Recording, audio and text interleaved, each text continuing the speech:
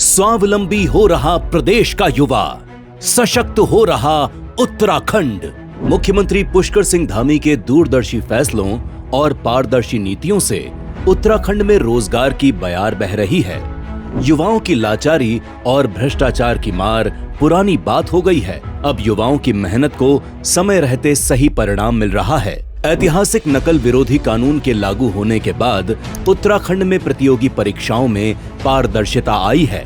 समयबद्ध ढंग से न सिर्फ विज्ञप्ति निकल रही हैं, बल्कि परीक्षा के बाद चयन भी हो रहा है।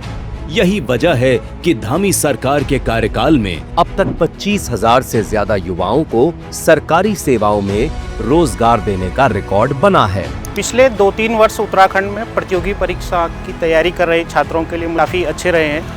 उसका महत्वपूर्ण कारण ये है कि एक तो निरंतर रूप से परीक्षाएं आयोजित हो रही है, समयबद्ध रूप में परीक्षाओं के परिणाम भी आ रहे हैं, और परीक्षाओं में सबसे महत्वपूर्ण विषय रहता है पारदर्शिता और शुचिता का, वो इंश्योर हुआ है।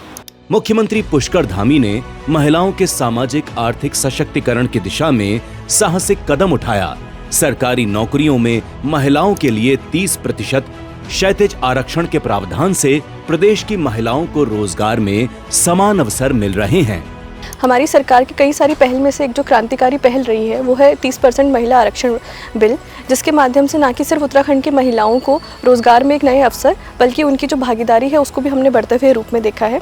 इसके लिए हम हमेशा ही उत्तराखंड सरकार के आभारी रहेंगे। कुशल युवाओं को रोजगार देने के लिए राज्य सरकार लगातार रोजगार मेले आयोजित कर रही है। इन सभी प्रयासों से सरकारी सिस्टम पर युवाओं का भरोसा मजबूत हुआ है।